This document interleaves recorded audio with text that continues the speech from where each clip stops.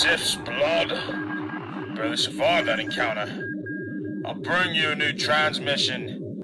Vode An. Hello, everyone, and welcome to the very first episode of Vode An. And we're not on the Clone Wars yet. We read the prequel book first, Attack of the Clones, called The Approaching Storm, by, of course, the grandfather of the EU, Alan Dean Foster. So we decided that we would read the prequel because, just to give us some context. But to be honest with you, I don't think we learned anything after reading this. We learned what that line was referring to from Mace Windu. Of course, that if you don't remember, the line is at the beginning of the film. Mace Windu says, "Obi-Wan has just come back from a border dispute on Ancion." So this is what that book is about. It's about the border dispute on Ancion. So this book came out in 2002. So this was like Alan Dean Foster's return to Star Wars after what, like 14 years of having not written a Star Wars book. And I think I probably had a little bit more positive feedback about this book than Brennan and Tidus. So before we get into it, I'm gonna give like a really brief summary, and then we'll talk about it. So basically, there's this planet called Ancion. It's a planet. I think it's in the mid rim. If not, it's the outer rim. I don't remember. Um, Basically, it's a relatively unimportant planet. No one really cares about it. But it has a lot of treaties with other worlds. So the separatist leader, what was her name? Shu Mai? Is that her name? I think that was her name. Shumai of the Commerce Guild. Yep. She's the president of the Commerce Guild, and she's tasked by the way, this is gonna have a whole bunch of spoilers in it. So if you haven't read this book, which you're not really missing out if you didn't read it, but yeah, this kind of spoilers. All these reviews can have spoilers in it, but she is tasked by Count Dooku to try and see if she can get Ancion to secede from the Republic. And if it does secede from the Republic, then it'll be like a domino effect of all these other worlds seceding. So the Republic sends Luminar Unduli, her Padawan Barriss Offee, Obi-Wan, and Anakin to the planet to try and resolve the conflict. Basically, they're going to, if there's like the Ancionians, there's like two different, groups of them. There's the city folk who are I get did they want to leave? I think they wanted to stay in the Republic, right? I don't remember. I just read the book too. I think it's the people who want to stay. I think it's that they wanted to stay. I mean, I'm kind of saying both. You Lance, do I don't remember it completely. I mean, I could be wrong. I kind of skimmed through this book. I really it's like bits and pieces of memory. There's, as you can see, that's how entertained we all were by this book. Yawn. Well, there's the city folk, and then there's the nomadic, the Alri or Alwari. I think that's how you pronounce it. Those are like the nomadic tribal Ancionians, and they've had this huge dispute over staying in the Republic or not. So basically, the Jedi go on this journey to finding the Overclan, which is like 60-70% of the book is just them on this journey looking for this clan. They find the clan, they patch everything up, they don't leave the Republic. That's the basic summary. So what y'all think? What are y'all's overall thoughts? Ken, go first. I know Ken probably is the most negative. I'm sorry. I don't like this book. This book was boring. I wanted to do anything else but read this book, but I had to for the sake of the EU and this stream. But I mean, this book is so boring. I would rather be doing. I rather would have done anything else. I would have rather vacuumed my apartment. This book made me fall asleep. Like nothing. Like when you take one line of dialogue from a movie and you try and make it a book, you have like the most important job is make it interesting. And Alan Dean Foster just didn't do that. He wrote the most bare bones, boring, monotonous, of just pile of bantha fodder. Like this book is just so boring, and I'm gonna run the risk of repeating myself, but like I just don't got much to say about it. To be honest with you. Fair enough, Titus. Well, it's kind of likewise with Ken. Um, I don't have anything really specific to say about the book. Um, I really hardly remember it, which I think that's kind of funny because I was the first one to finish it. I mean, hell, I read the book pretty fast, but it's just kind of like I found myself just going through chapters like and not even like reflecting on it. It's just kind of just it went in and it Yeah, went out. it was very easy to like daydream when you're reading the book. Like you're I mean, reading the yeah. words, but I you're was just not kind of like, processing what's yeah. going on. Yeah, I was It was just very I was easy really to do that. just like fantastic story zoning book. out while reading it. Yeah, I It got agree. so There, bad I had to listen to music while I was reading the book. It got that bad to keep myself awake. yeah, it, I thought like some small tidbits with like Barris Offee were interesting, but beyond that, no. It was I can't tell you anything specific about it. There's like one or yeah, two scenes I actually liked, but other than that, it's just not a very good book. yeah. There's a lot of I think this book should have been like a novella or a short story. It should not have Yeah. been a 350-page novel about this conflict. And for me personally, my overall thoughts, there were things I did kind of enjoy about it, and then there were like Ken and Titus said, I felt like there were other parts of the book that were just, why am I reading this? Like, what's the point of all this? Um, the things that I liked, and then I guess we're gonna talk about things that we like. So I'll go first. I liked the fact that there was actually like world building. Like I felt personally that Alan Dean Foster did a good job and like telling us about Ancient and the flora, the fauna. Um, I kind of found that interesting, and that there was like a lot of uh diversity in that sense.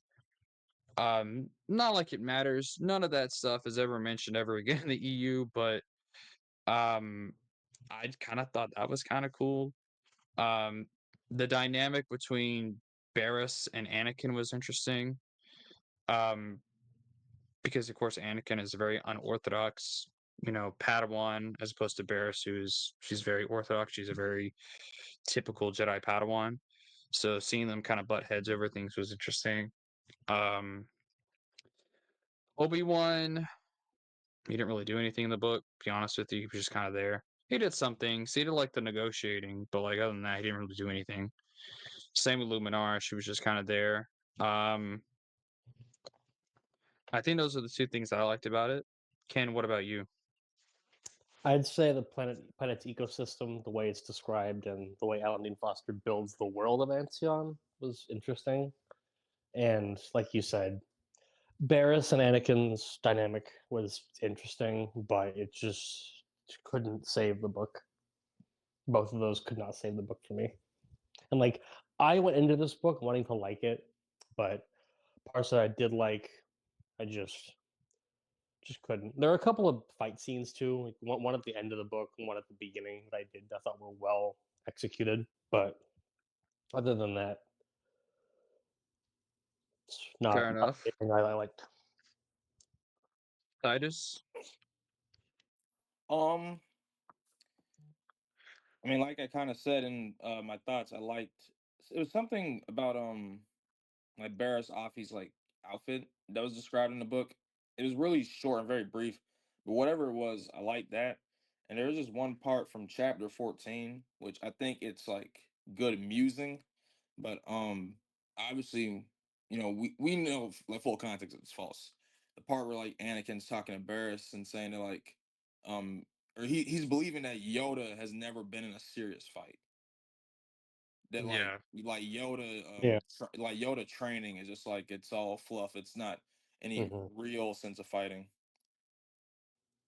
Yep. Yeah. And there's also kind of where like Anakin's I guess it's kind of where Anakin's fighting style kind of like cements in a way, because he says verbatim in response to what Bears obviously says about Yoda, is not the size of the Jedi or the amount of power running through her lightsaber, but the strength of her heart. And then Anakin then responded by saying, "Give me size and power any day, and keep your heart." Yep. I remember that. That's like a very much an Anakin like thing that will come up later in these stories as we go on. Yep. Yeah, I think the characterization of Obi-Wan and Anakin was pretty good.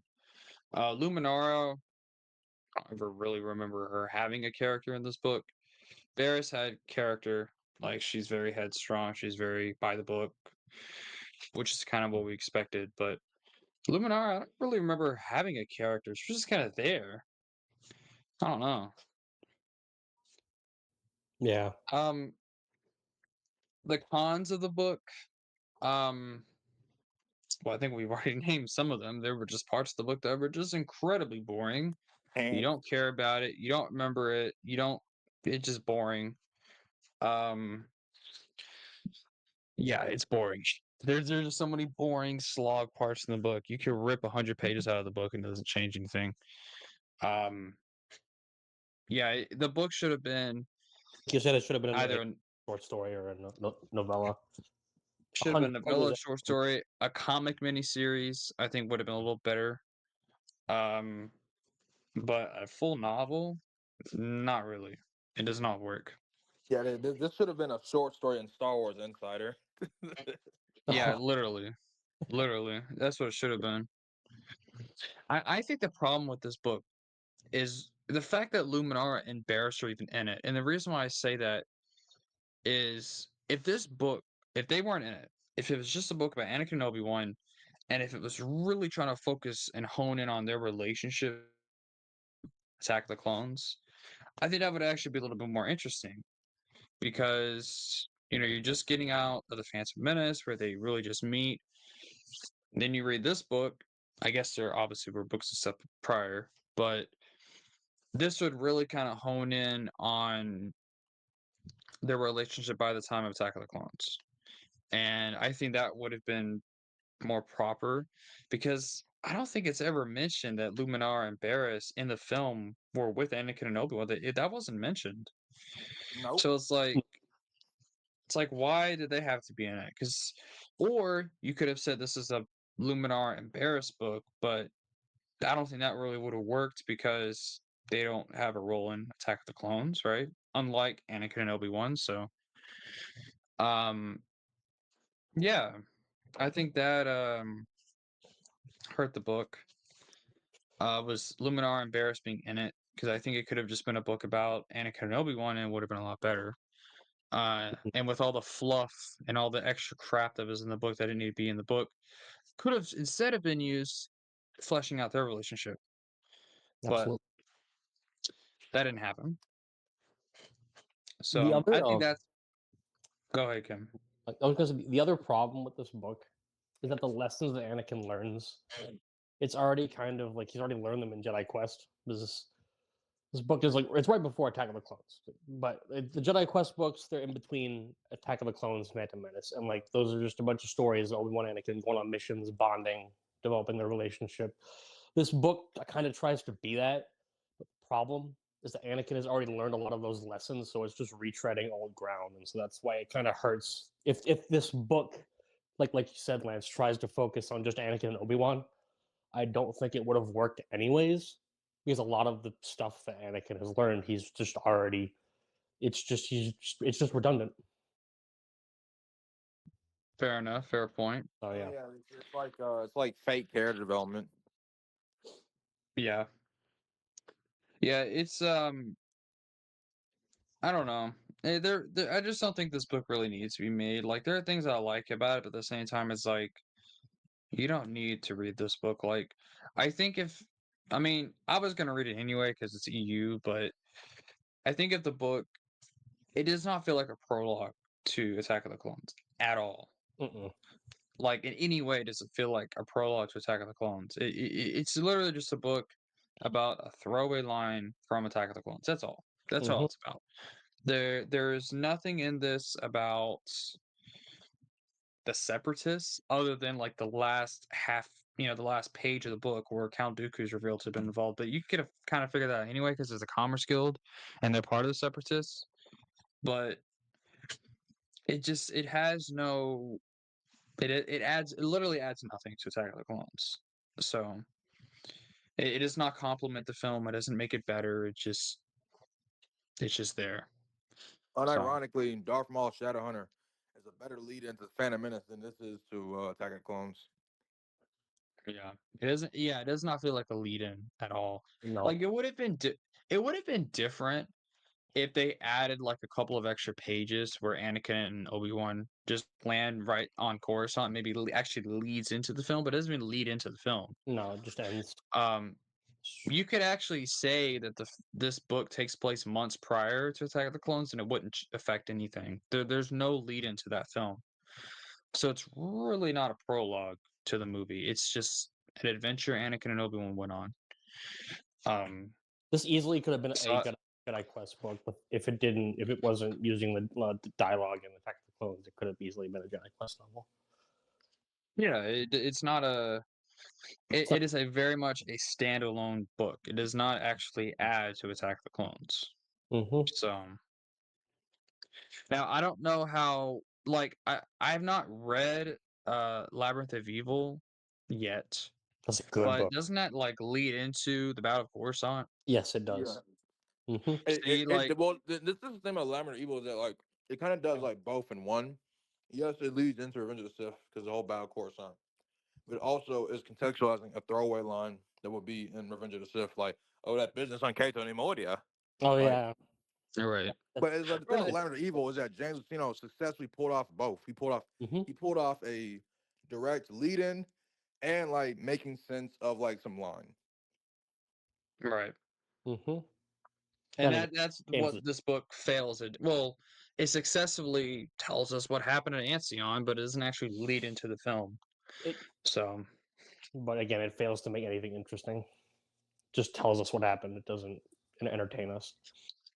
right. It's you get to learn about some new species, a new planet, but otherwise, it's a pretty useless book in the grand scheme of things. That's why it's never mentioned in any other continuity, any other book or comic after it. It's irrelevant. It's an irrelevant book. So those are my thoughts. I don't know what.